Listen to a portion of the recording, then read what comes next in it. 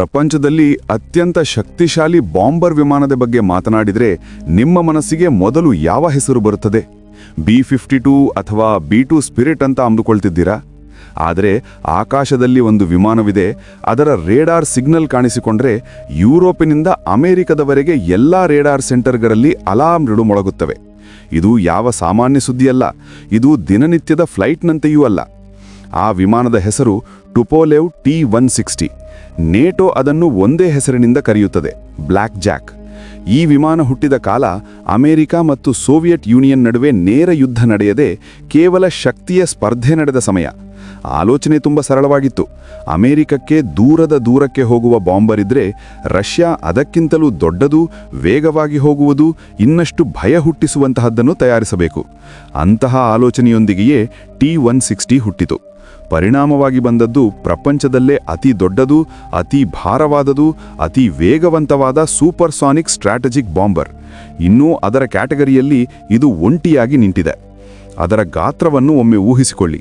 ಉದ್ದ ಸುಮಾರು 54 ಮೀಟರ್ಗಳು, ರೆಕ್ಕೆಗಳು ವಿಸ್ತರಿಸಿದಾಗ 55 ಮೀಟರ್ಗಳವರೆಗೆ ಹಬ್ಬುವಿಕೆ. ಟೇಕ್ ಆಫ್ ಸಮಯದಲ್ಲಿ ತೂಕ 275 ಟನ್ಗಳಿಗಿಂತ ಹೆಚ್ಚು. ಇದು ಸಾಮಾನ್ಯ ಬಾಂಬರ್ ಅಲ್ಲ, ಆಕಾಶದಲ್ಲಿ ಸುತ್ತಾಡುವ ದೈತ್ಯನಂತೆ. ಆದರೆ ನಿಜಕ್ಕೂ ಆಘಾತಕಾರಿಯಾದದ್ದು ಅದರ ವೇಗ. ಗಂಟೆಗೆ ಸುಮಾರು 2200 ಕಿಲೋಮೀಟರ್ಗಳು. 4 NK-32 ಎಂಜಿನ್ಗಳು ಅದಕ್ಕೆ ಆ ವೇಗವನ್ನು ಕೊಡುತ್ತವೆ. ಇವು ಪ್ರಪಂಚದಲ್ಲೇ ಅತ್ಯಂತ ಶಕ್ತಿಶಾಲಿ ಜೆಟ್ ಎಂಜಿನ್ಗಳಲ್ಲಿ ಒಂದು. ಸಾಮಾನ್ಯ ಬಾಂಬರ್ಗಳಿಂದ ಯಾರೂ ಇಷ್ಟು ವೇಗವನ್ನು ನಿರೀಕ್ಷಿಸುವುದಿಲ್ಲ. ಅದರ ರೆಕ್ಕೆಗಳು ಸಾಮಾನ್ಯವಾಗಿ ನಿಗದಿಪಡಿಸಿದ್ದಲ್ಲ, ಅವು ವೇರಿಯಬಲ್ ಸ್ವೀಪ್ ವಿಂಗ್ಗಳು, ಅಂದರೆ ಬದಲಾಯಿಸುವ ರೀತಿಯದು. ನಿಧಾನವಾಗಿ ಹಾರುವಾಗ ರೆಕ್ಕೆಗಳು ಸಂಪೂರ್ಣವಾಗಿ ವಿಶಾಲವಾಗಿ ಹಬ್ಬುತ್ತವೆ, ವೇಗವಾಗಿ ಹೋಗುವಾಗ ಹಿಂದೆ ಮಡಚಿಕೊಳ್ಳುತ್ತವೆ. ಹೀಗೆ ಮಾಡುವುದರಿಂದ ಯಾವ ವೇಗದಲ್ಲೂ ವಿಮಾನ ಸಮತೋಲನದಲ್ಲಿ ಸ್ಥಿರವಾಗಿರುತ್ತದೆ. ಈ ಡಿಸೈನ್ನಿಂದಲೇ ಅದರ ರೂಪವೂ ತುಂಬ ವಿಭಿನ್ನವಾಗಿ ಸುಂದರವಾಗಿ ಕಾಣುತ್ತದೆ. ಅದಕ್ಕೆ ರಷ್ಯಾ ಅದನ್ನು ವೈಟ್ ಸ್ವಾನ್ ಅಂತ ಪ್ರೀತಿಯಿಂದ ಕರೆಯುತ್ತದೆ. ಆದರೆ ಶತ್ರುಗಳಿಗೆ ಆ ಹೆಸರು ಯಾವಾಗಲೂ ಭಯಾನಕವಾಗಿಯೇ ಅನ್ನಿಸುತ್ತದೆ. ಅಸಲು ವಿಷಯ ಏನೆಂದರೆ T-160 ಕೇವಲ ಬಾಂಬರ್ ಮಾತ್ರವಲ್ಲ, ಇದು ಹಾರುತ್ತಿರುವ ಮಿಸೈಲ್ ಲಾಂಚರ್ನಂತೆ. ಒಮ್ಮೆಗೆ ಡಜನ್ ಲಾಂಗ್ ರೇಂಜ್ ಕ್ರೂಸ್ ಮಿಸೈಲ್ಗಳನ್ನು ಹೊತ್ತುಕೊಂಡು ಹೋಗಬಲ್ಲದು.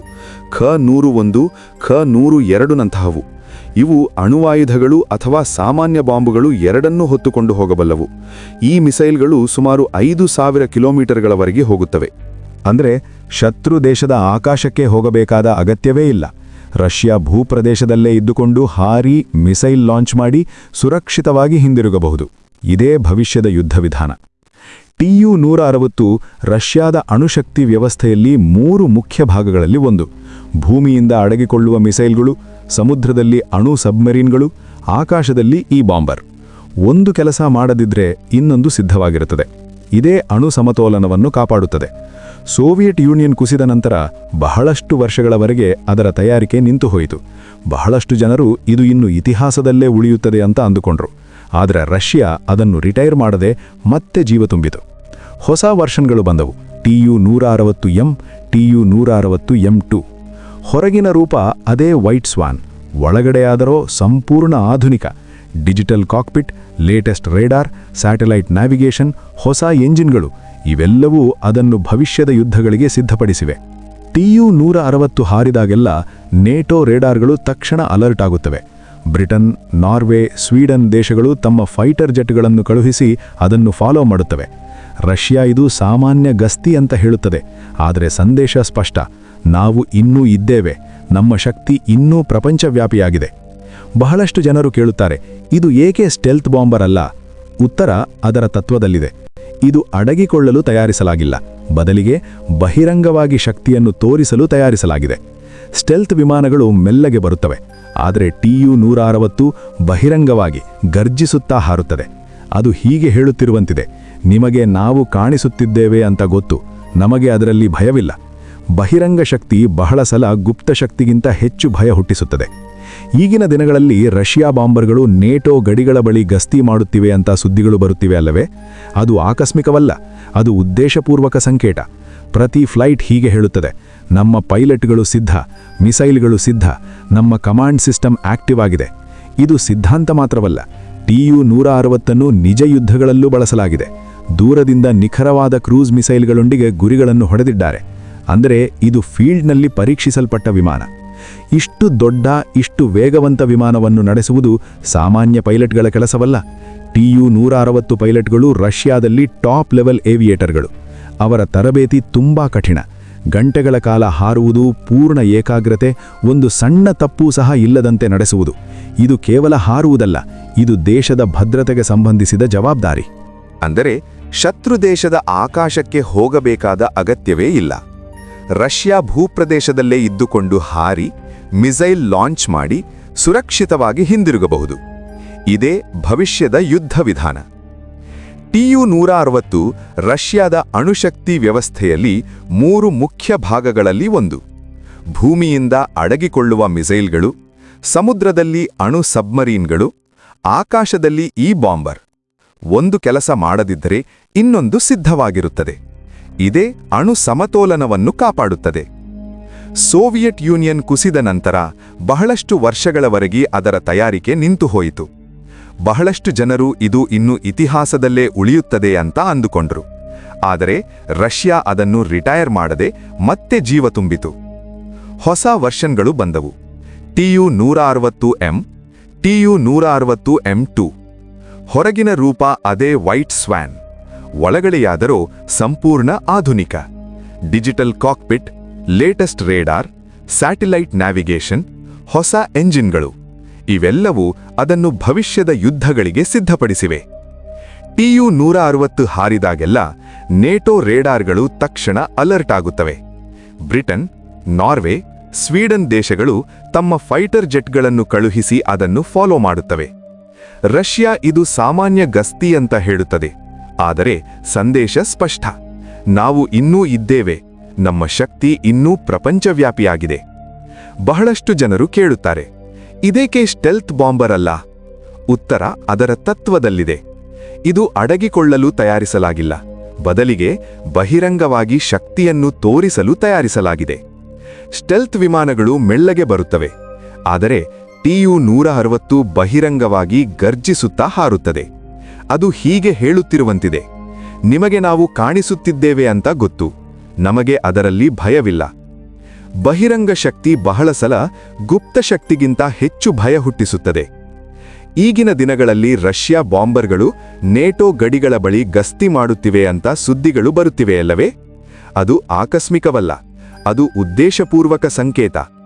ಪ್ರತಿ ಫ್ಲೈಟ್ ಹೀಗೆ ಹೇಳುತ್ತದೆ: ನಮ್ಮ ಪೈಲಟ್ಗಳು ಸಿದ್ಧ, ಮಿಸೈಲ್ಗಳು ಸಿದ್ಧ, ನಮ್ಮ ಕಮಾಂಡ್ ಸಿಸ್ಟಮ್ ಆಕ್ಟಿವ್ ಆಗಿದೆ.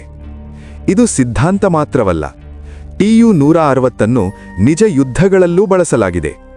ದೂರದಿಂದ ನಿಖರವಾದ ಕ್ರೂಸ್ ಮಿಸೈಲ್ಗಳೊಂದಿಗೆ ಗುರಿಗಳನ್ನು ಹೊಡೆದಿದ್ದಾರೆ. ಅಂದರೆ ಇದು ಫೀಲ್ಡ್ನಲ್ಲಿ ಪರೀಕ್ಷಿಸಲ್ಪಟ್ಟ ವಿಮಾನ. ಇಷ್ಟು ದೊಡ್ಡ, ಇಷ್ಟು ವೇಗವಂತ ವಿಮಾನವನ್ನು ನಡೆಸುವುದು ಸಾಮಾನ್ಯ ಪೈಲಟ್ಗಳ ಕೆಲಸವಲ್ಲ. TU-160 ಪೈಲಟ್ಗಳು ರಷ್ಯಾದಲ್ಲಿ ಟಾಪ್ ಲೆವೆಲ್ ಏವಿಯೇಟರ್ಗಳು. ಅವರ ತರಬೇತಿ ತುಂಬಾ ಕಠಿಣ.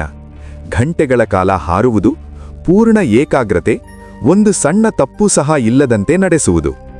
ಇದು ಕೇವಲ ಹಾರುವುದಲ್ಲ, ಇದು ದೇಶದ ಭದ್ರತೆಗೆ ಸಂಬಂಧಿಸಿದ ಜವಾಬ್ದಾರಿ. ಇಷ್ಟು ದೊಡ್ಡ ವಿಮಾನವನ್ನು ನಿರ್ವಹಿಸುವುದು ಭಾರೀ ಖರ್ಚು. ಪವರ್ಫುಲ್ ಎಂಜಿನ್ಗಳು, ಕಾಂಪ್ಲೆಕ್ಸ್ ರೆಕ್ಕೆಗಳ ಸಿಸ್ಟಮ್, ಅಣು ಸಾಮರ್ಥ್ಯದ ಹಾರ್ಡ್ವೇರ್ ಇವೆಲ್ಲವೂ ಇರಬೇಕು. ಅದಕ್ಕೆ ಪ್ರಪಂಚದಲ್ಲಿ ತುಂಬ ಕಡಿಮೆ ದೇಶಗಳು ಮಾತ್ರ ಇಂಥ ವಿಮಾನಗಳನ್ನು ತಯಾರಿಸಿ ನಡೆಸಬಲ್ಲವು. ಇದು ರಷ್ಯಾದ ಕೈಗಾರಿಕಾ ಶಕ್ತಿಯನ್ನ ತೋರಿಸುತ್ತದೆ. ಸರಳವಾಗಿ ಹೇಳಬೇಕೆಂದ್ರೆ B-52 ನಂಬಿಕೆಯದು, ಆದರೆ ನಿಧಾನ. B-2 ರೇಡಾರ್ಗೆ ತಿಳಿಯದೆ ಬರುತ್ತದೆ, ಆದರೆ ತುಂಬ ದುಬಾರಿ. TU-160 ವೇಗ, ತೂಕ, ದೂರದ ಮಿಸೈಲ್ ಹೊತ್ತುಕೊಳ್ಳುವ ಸಾಮರ್ಥ್ಯದಲ್ಲಿ ಯುನೀಕ್ ಆಗಿದೆ. ಮಿಸೈಲ್ಗಳ ಯುಗದಲ್ಲಿ ಬಾಂಬರ್ಗಳೇಕೆ? ಏಕೆಂದ್ರೆ ಬಾಂಬರ್ ಸೌಲಭ್ಯ ಕೊಡುತ್ತದೆ. ಮಿಷನ್ ಬದಲಾಯಿಸಬಹುದು, ಮಿಸೈಲ್ ಬದಲಾಯಿಸಬಹುದು, ದಾಳಿಯನ್ನ ಮಧ್ಯದಲ್ಲೇ ನಿಲ್ಲಿಸಬಹುದು. ಭವಿಷ್ಯದ ಯುದ್ಧಗಳಲ್ಲಿ ಈ ಫ್ಲೆಕ್ಸಿಬಿಲಿಟಿಯೇ ಅತಿ ದೊಡ್ಡ ಆಯುಧ. TU-160 ಅಂಥ ಇನ್ಶೂರೆನ್ಸ್ ಕಾರ್ಡ್ನಂತೆ. TU-160 ಹಾರಿದಾಗ ಅದು ಸೈನಿಕ ಸಂಕೇತ ಮಾತ್ರವಲ್ಲ, ರಾಜಕೀಯ ಸಂದೇಶವೂ ಹೌದು. ಮಿತ್ರರಿಗೆ ಧೈರ್ಯ, ಶತ್ರುಗಳಿಗೆ ಎಚ್ಚರಿಕೆ, ಪ್ರಪಂಚಕ್ಕೆ ನೆನಪಿಸುವಿಕೆ. ರಷ್ಯಾ ಸ್ಟ್ರಾಟಜಿಕ್ ಏವಿಯೇಷನ್ನಲ್ಲಿ ಇನ್ನೂ ಬಲವಾಗಿದೆ. ಅದರ ಉದ್ದೇಶ ದಿನನಿತ್ಯ ದಾಳಿ ಮಾಡುವುದಲ್ಲ, ಅಸಲು ಗುರಿ ನಾವು ಮಾಡಬಲ್ಲೆವು, ಅಗತ್ಯ ಬಂದರೆ ಮಾಡುತ್ತೇವೆ ಅಂತ ತೋರಿಸುವುದು. ಕೋಲ್ಡ್ ವಾರ್ ಮುಗಿದು ಹೋಯಿತು ಅಂತ ಹೇಳುತ್ತಾರಲ್ಲವೇ? ಕಾಗದದ ಮೇಲೆ ಬಹುಶಃ, ಆದರೆ TU-116ನಂತಹ ವಿಮಾನಗಳು ಇನ್ನೂ ಅದೇ ಮನಸ್ಥಿತಿಯನ್ನ ಹೊತ್ತುಕೊಂಡು ಹಾರುತ್ತಿವೆ. ಶಕ್ತಿಯನ್ನ ತೋರಿಸು, ಅప్పుడు ಬಳಸಬೇಕಾದ ಪರಿಸ್ಥಿತಿ ಬರಲ್ಲ. 30-40 ವರ್ಷಗಳ ಹಳೆಯ ಡಿಸೈನ್ ಆದರೂ ಇನ್ನೂ ರೆಲೆವೆಂಟ್ ಆಗಿರುವುದಕ್ಕೆ ಇದೇ ಕಾರಣ. ಭವಿಷ್ಯದ ಯುದ್ಧಗಳಲ್ಲಿ ಸೈಬರ್ ಅಟ್ಯಾಕ್ಗಳು, ಸ್ಯಾಟಲೈಟ್ಗಳು ಬೀಳುವುದು, ಕಮ್ಯುನಿಕೇಷನ್ ಕಟ್ ಆಗುವುದು ನಡೆಯಬಹುದು. ಅಂಥ ಸಮಯದಲ್ಲಿ ಸ್ವತಂತ್ರವಾಗಿ ಕೆಲಸ ಮಾಡುವ ಬಾಂಬರ್ ಅಮೂಲ್ಯ. TU-160 ಅಂಥ ಸಿಚುವೇಶನ್ಗೆ ಪರ್ಫೆಕ್ಟ್. ನಿಜ ಹೇಳಬೇಕೆಂದ್ರೆ TU-160ನಿಂದ ಭಯ ಅದರ ಗಾತ್ರ ಅಥವಾ ಸ್ಪೀಡ್ನಿಂದಲ್ಲ, ಭಯ ಅದನ್ನ ತಯಾರಿಸಿದ ಮನಸ್ಥಿತಿಯಿಂದ. ಆ ಮನಸ್ಥಿತಿ ಹೀಗೆ ಹೇಳುತ್ತದೆ: ಪರಿಸ್ಥಿತಿ ತುಂಬಾ ಕೆಟ್ಟದಾಗಿ ಹೋದರೆ ಕೊನೆಯ ಮಾತು ನಾವೇ ಹೇಳುತ್ತೇವೆ. ಅಣುಯುಗದಲ್ಲಿ ಆ ಕೊನೆಯ ಮಾತೆ ಅತಿ ಭಾರವಾದದ್ದು. ಭವಿಷ್ಯದ ಇತಿಹಾಸ ಬರೆಯುವಾಗ TU-160ಯನ್ನು ಕೇವಲ ವಿಮಾನವೆಂದಲ್ಲ, ಒಂದು ಯುಗದ ಸಂಕೇತವೆಂದು ನೆನಪಿಸಿಕೊಳ್ಳುತ್ತಾರೆ. ಕೋಲ್ಡ್ ವಾರ್ನಿಂದ ಈಗಿನ ರಾಜಕೀಯಗಳವರೆಗೂ ಇದು ಯಾವಾಗಲೂ ಇದೆ. ಈಗ ನೀವೇ ಯೋಚಿಸಿ, ಗಡಿ ದಾಟದೆಯೇ ಪ್ರಪಂಚದ ಯಾವ ಮೂಲೆಯನ್ನಾದರೂ ತಲುಪುವ ವಿಮಾನ ಒಂದು ದೇಶದ ಬಳಿ ಇದ್ದರೆ ಅದನ್ನು ಸುಲಭವಾಗಿ ತೆಗೆದುಕೊಳ್ಳಬಹುದೇ? ಬಹುಶಃ ಇಲ್ಲ.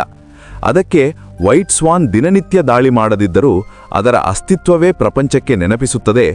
ಆಕಾಶದ ಶಕ್ತಿ ಇನ್ನೂ ಪ್ರಪಂಚ ರಾಜಕೀಯಗಳಲ್ಲಿ ಅತಿ ದೊಡ್ಡ ಆಯುಧ. TU-160 ಮತ್ತೊಂದು ಸ್ಪೆಷಲ್ ಏನೆಂದರೆ, ಒಂದೇ ಮಿಷನ್ನಲ್ಲಿ ಗಂಟೆಗಳ ಕಾಲ ಹಾರಬಲ್ಲದು.